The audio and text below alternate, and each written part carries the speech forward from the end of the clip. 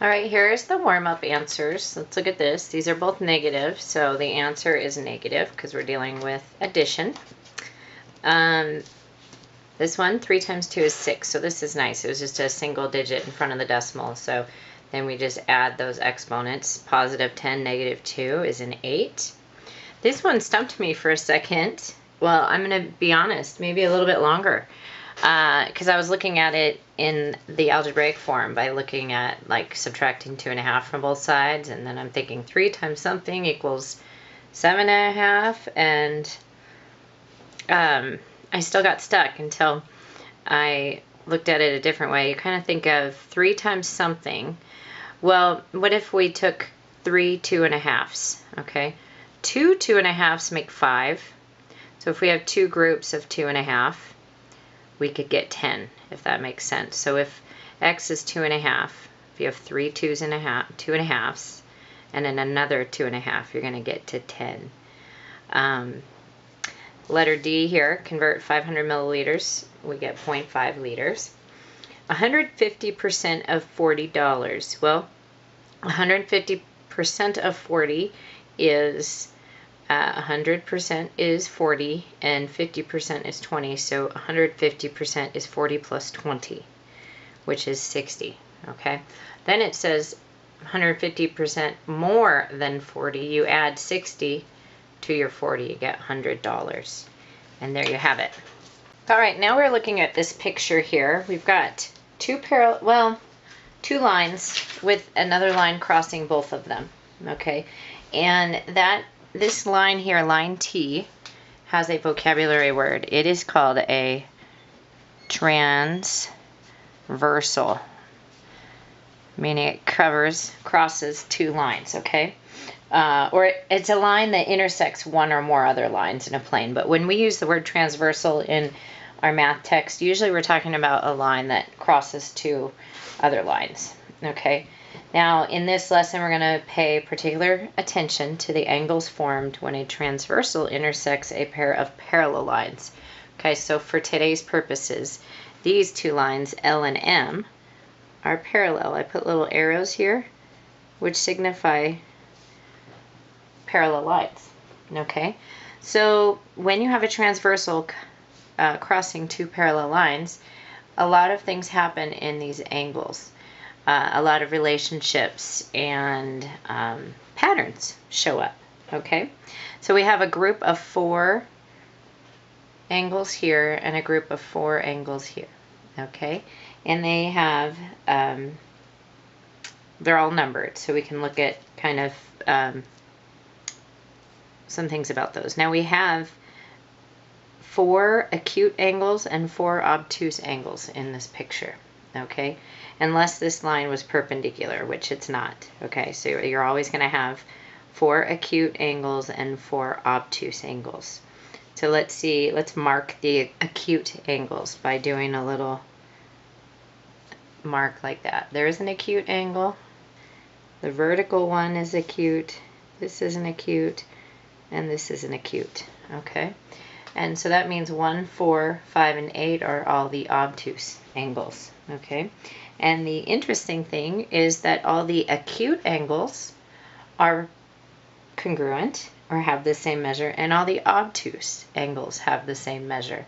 So that means 2 is the same as 3. The measure of 2 equals the measure of 3, equals the measure of 6, equals the measure of 7. And same with 1, 4, 5, and 8, okay? So with that in mind, we're going to go ahead and do example 1, and then I'm going to talk to you about some other things up in that picture. All right, so let's look at this one. A transversal T intersects parallel lines L and M so that the measure of angle A is 105. Now, with geometry, which is exactly what we're doing right here, they give you measurements and stuff and a picture quite often. So what I do is label my picture with any information they give me right away, because it helps give you a visual, okay? Now they're saying find the measure of angles B through H, so all these others we need to know. So let's just make a little list here. What we do is say measure of angle B, and this is how we write it, BC There's lowercase, I was just checking that. And as we said, we've got 4 of these up here are obtuse and 4 are acute. And the obtuse ones are all congruent and the acute ones are all congruent. So all we really need to do is first figure out which ones are congruent to angle A. Well, A is the obtuse, this one, so they're always vertical each other. They kind of go jump, come down here and jump over. So 105, this one's 105, this one's 105, and this one's 105. So we just got our D, F, and G. Okay, so I'm going to say 105, 105, and 105. Okay, so as you know, these other ones are going to be congruent as well. We just need to know what it is. Well, what I want you to notice here is A and B are on a straight line. Okay, so they are actually supplementary. A plus B equals 180. Okay, so if A is 105, what do we need B to be to make 180? Hopefully you're thinking, oh, 75 degrees plus 105 equals 180. So you are correct if you were thinking that. So that means all of our acute angles are 75 degrees. So you just go ahead and write those in. Not too terrible, kind of. This stuff is fun, especially when we get to use it in geometry. When you get clues and you get to figure out how big angles and lines are. It actually is something to look forward to. Okay, let's go back to this picture though.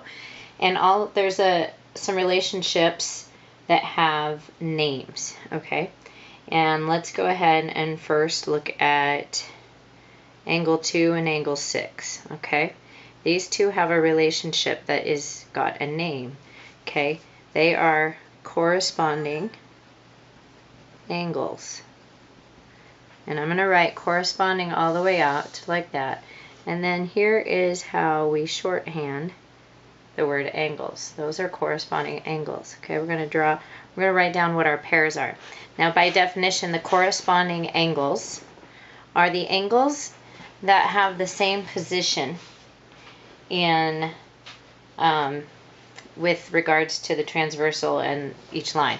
So like I said, here's a group. 1 through 4 is one group, and 5 through 6 is another group. Now 2 and 6 are in the same position as each other. So we're going to say angle 2 and angle 6. Okay, so we have some more pairs of corresponding angles. How about angle 1 and angle 5? All right, 1 and 5, 3 and 7, and 4 and 8. Okay, so those are corresponding angles. We have another type, and we're going to call that alternate, my R ran into my N, alternate interior angles. Okay, and we've got pairs of those. Now, alternate interior angles, I'm going to erase these for now. Well, no, I'm not. I lost my eraser. Alternate interior angles are very much what the words are telling us. They're in the interior, okay? So 3, 4, 5, and 6 are in the interior of our parallel lines. Okay, they're not on the exterior. Interior, exterior. So we're dealing with 3, 4, 5, and 6, and so that's what the word interior means. Alternate means kind of the other side, right? So if we take angle 3, we look for their pairs. Angle 3, his alternate interior angle will be on the other side of the transversal on the interior. So it would be angle 3 and angle 6. And notice those two are both the acute, so they're actually the same measure as well. So alternate interior angles have the same measure. They're congruent. Same with corresponding angles. All right, so there's another set of alternate interior angles. So angle 4 has an alternate interior angle. It's alternate and on the inside. So angle 4 and angle 5. Okay. The last type we're going to talk about are alternate exterior. And I'm going to shorthand exterior angles. Okay. So that probably, you should probably have an idea of what those are. Okay, 1, 2, 7, and 8 are the exterior angles. So if we're doing alternate, it's the other side of the transversal on the exterior. So angle 1's alternate exterior angle is here, angle 8. Okay, and angle 2 and 7. Okay, now these are going to come up in geometry again, and possibly algebra. I'm not quite sure about that, but anyway, very important vocabulary words, and it's all about position when you've got two parallel lines and a transversal. Okay, and all of these groups are congruent. Corresponding angles are congruent to each other. Alternate exterior angles, pairs, are congruent, and interior. Okay, so let's see what that means for an example. Transversal R intersects parallel lines P and Q to form angles 1 through 8. Now, the way I drew this is a little tricky because it almost looks like, in the book, it's not as, these almost look like 90-degree angles, but they're not, okay? These are going to be my acute angles. And I guess you're just going to have to take my word for it, okay? So, name 4 pairs of corresponding angles. Now remember, here's a grouping, and we're just talking about position, angles that are in the same position. So angle 1 and angle 5 is one pair. Angle 4 and 8. Okay, so there's another pair. Angle 2 and 6. And then the last one, what have I? 3 and 7. Okay, go ahead and try the next one. 2 pairs of alternate exterior angles. Okay, so we're going to have angle 1 and angle 7 and angle 2 and angle 8 are the alternate exterior. Interior are going to be 4 and 6 and 3 and 5. Okay, so now we're going to do something completely different, totally switch gears, and I will try and do this as quick as I can as long as you understand it. And how do I know if you understand it? Well, I don't until I see you again in class. So do your best, stop, rewind if you get lost, okay? We are going to be solving equations, and they're slightly different than what we've been doing in the past because we've just added another step, okay? So what we have here are 3x minus x minus 5 plus 8 equals 17. We still have the goal of getting x by itself, but we should always simplify each side first before we do anything, meaning don't start taking away an 8 or anything like that. First we combine like terms, okay, or simplify each side first. That means combine like terms, okay? Well, I see that these two are like terms and these two are like terms, and they are all linked together through addition, okay? So if we have 3x minus, and this is minus 1x, or 3x and a minus 1x, we get 2x, okay? And then a negative 5 or minus 5 plus 8 gives us a plus 3, okay? Now, some of you may still be taking this slow, adding, subtracting negatives, and that's okay. I'm going to try and go faster because you can always rewind, okay, or pause. So now we're at this point. This is a two-step equation that we've done before. So now we want to get x by itself. So we're first going to kick out that 3, okay? So when we do that, these cancel out and become a 0. 17 minus 3 is 14, okay? And now we divide both sides by 2. And those cancel out, so we get x. I'm going to write it up here just because I ran out of space. X equals 7. And remember, we can always take that 7, plug it in, and check. Okay, I'm going to do that with us. The question mark over there to see if this is a true statement. Okay, is 3 times 7 minus 5 plus 8 equals 17? Let's see. 3 times 7 is 21, minus 7 minus 5 plus 8. Yes, we get to practice our integers, which is pretty fun actually. Now, just another review. I tend to find the positive numbers and combine them first, and combine the negatives separately. Then I mix the pair. So 21 and a positive 8 is 29, and then my negatives are negative 12, 7 and 5. So what that does now is leaves me with 29 and a negative 12. So we take 12 away from 9. 9 minus 2 is 7, and look, it works. Okay, life is good. All right, so I did that one a little slower, spent the time checking. I will maybe do these a little quicker for you so you don't start falling asleep on me. Okay, example 3. Wouldn't it be great if you go ahead and pause and try this and see if you can do it without me walking you through it, since we just did this one together? So go ahead. It's kind of like learning to ride a bike, you know. You'll do as well as the more you push yourself to do independently, as long as you check it and it's right, the quicker you'll catch on. Okay, so here we have 3x plus 5 minus x equals 17 plus x minus x. And so I'm going to simplify both sides first. So that means I'm going to combine the like terms on the left. And I see I have a 3x and a minus x. So that makes a 2x. Now the 5 has no one to play with yet, so he just stays there.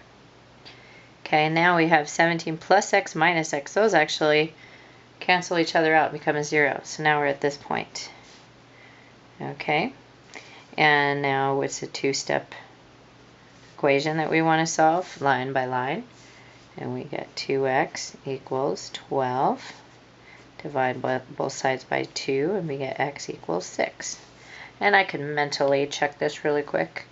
3 times 6 is 18, plus 5 is 23, minus 6 is 17.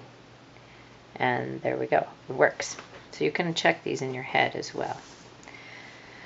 All right, simplify this equation by removing the variable term from one side of the equation, then solve the equation, and I will show you what that means. This is another kind of a big step, okay? We want all the x's by themselves, right, or on one side. So this one actually has x on both sides, and that's a bit of a problem. So what we're going to do is I usually leave the bigger like term where it is. So 5x beats 2x. So 5x says 2x, you're the one that has to move and come to me. I'm dominant. So the 2x says, okay, I'm a positive 2x, so I'm going to subtract over here, minus 2x, all right? And that means on this side, we also have to subtract 2x, or do minus 2x. And where do we write it? Do we write it under here, or do we write it under here? Well, it should be under the 5x because it's a like term with the 5x, and we draw our line. And so now we have a 5x and a minus 2x. That simplifies or adds, becomes 3x, okay? 17 didn't get to do anything, so it just comes down. And this 17 didn't do anything, so it just comes down. Remember, these canceled out and became a 0. So now we have simplified it to this. We have x's on one side, but it's still not alone. That's like, all right, 17, you gotta go. So that 17 is going to get added. And I believe I did not write this equation properly, so we're not going to match the book, okay? And that's okay. You don't need to call me about that. This in the book actually is a minus 5, okay? So what happens, though, I want you to see this. And you can look in the book and see the way they did theirs with the -5, because they're going to get something different. But I want you to see this. Sometimes you get 0, because we have -17 plus 17, and that's okay. We have 3x equals 0, and there's nothing wrong with that. We still need x alone, so we're going to divide by 3, and so we get x equals 0 divided by 3. That shouldn't scare you. Back when you learned division, you learned that 0 divided by anything is 0.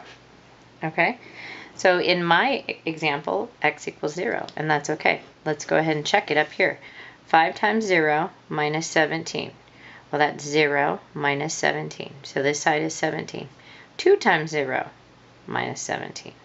0 minus, so that these both sides will be 17, and that's okay. And for an extra help, you can, or an extra example, go ahead and look in the book on page 711.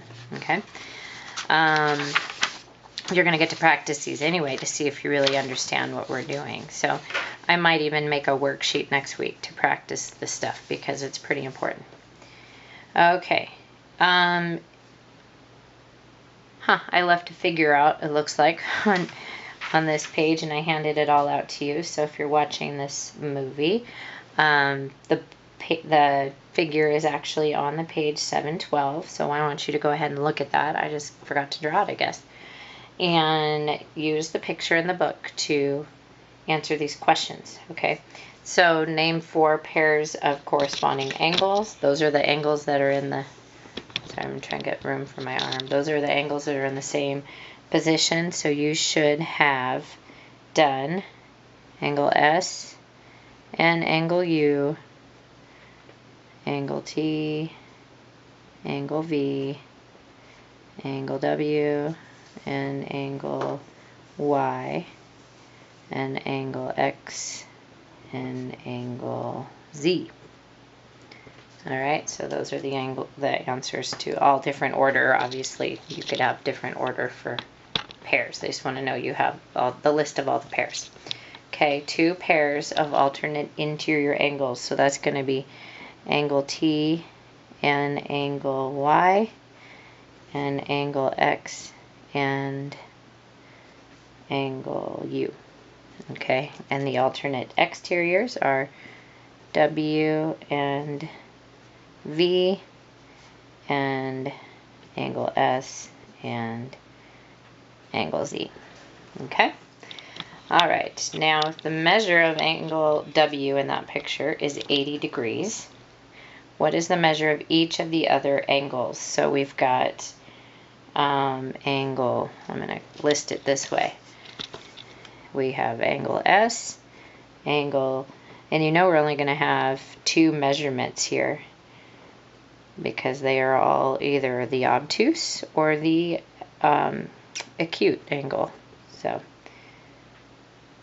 angle Y, and I do have one issue with this picture, and that's that they didn't tell us that these that the 2 lines were parallel, and so without knowing they're parallel, we don't necessarily know for sure that these angles are all congruent. So they should, a real good textbook would have had that on there, because in geometry I don't want you to ever assume just by looking at something that they're parallel. Okay, sorry, I keep talking too much. So do I have everyone listed? Angle U. So mine's in weird order, right? So angle S is an obtuse one, okay? Angle T is one of the acutes. Angle X is one of the obtuse. Angle V is one of the acutes, so that's 80. Angle Y is one of the acutes, so that's 80. Angle Z is obtuse, and U is an obtuse, okay? So what the acute ones are supplementary to the obtuse ones. So okay, so then 80 plus 100 makes 180. Okay, so these are all 100 degrees. Okay, now we're going to solve these equations by first adding like terms. So the 3W and the W make 4W minus 10 equals 90. Plus 10, and we get 4W equals 100. Divide by 4, and we get W equals 25. Okay, the next one, x, x, and x, so we've got 2x plus 2x, 4x. 10 minus 10 is plus 0. I'm not even going to write that, not worth the time. So we get 4x equals 80. Divide both sides by 4, and we get x equals 90 over 2, which is 45. Okay, do you see how I did that? Half of 4 is 2, half of 180 is 90, and I know that half of 90 is 45. There we go. So, letter G, H, these ones are probably the harder ones, okay? So, hope you're watching if you got stuck or didn't get the right answer in your homework. Okay, first let's add or subtract y from both sides. This one has to move because 3y is dominant and says, no, you come to me. All right, so 3y minus y is 2y plus 5 equals, these cancel, so we get negative 25. Now we're going to subtract minus 5 from both sides. Those become 0, and we get negative 30. Okay, 2y equals negative 30. Divide both sides by 2, and we get y equals negative 15. Okay. All right, next one. Again, the 4 says, I am lazy. I am staying here on the couch. You come to me. Negative 2n. And so we get 2n minus 5 equals 3. Add 5. And now we have 2n equals 8. Divide both sides by 2. And we have n equals 4. There you go. Okay, one last page. Sorry, this is a longer video, but you don't have to watch the practice, you know. All right, now this one, remember we want to get rid of those parentheses. We talked about this one day in class, I believe. I wasn't ready to see it on this, but let's see how we do. Okay, so first we simplify this side, and that means, whoa, my camera. That means get rid of the parentheses. How we do that is we multiply the 2 times everybody inside, remember? Or the minus 2 times everyone inside. So the 3x just comes down and waits, okay? And so we have negative 2 times x, which is minus 2x. Now negative 2 times negative 4 is a positive 8. And so we've gotten rid of the parentheses. Everything's good. So now we're at that. But now we've got to combine our like terms. We have 3x and minus 2x. So that just becomes a 1x plus 8 equals 32. Now we get rid of our 8. Subtract it from both sides. Okay, minus 8. So we get x equals 32 minus 8 is 24. And there you have it. Box that. Okay. The last one, letter J. Again, we want to get rid of the parenthesis on this side. So this guy just waits. We just copy down. Deal with this. 2 times x is 2x. 2 times negative 4 is minus 8, or negative 8. All right, now the x's are not both on the same side, so we're going to subtract 2x from both sides. And so 3x minus x is x. So this is kind of nice because when everything is said and done, we have our answer. Negative 8. And we can always check that. Let's do that. Okay, so is 3 times negative 8 equal to 2 times negative 8 minus 4. All right, so this is negative 24. This is 2 times negative 12. And negative 24 does equal negative 24. Okay, happy. All right, there it is, and we will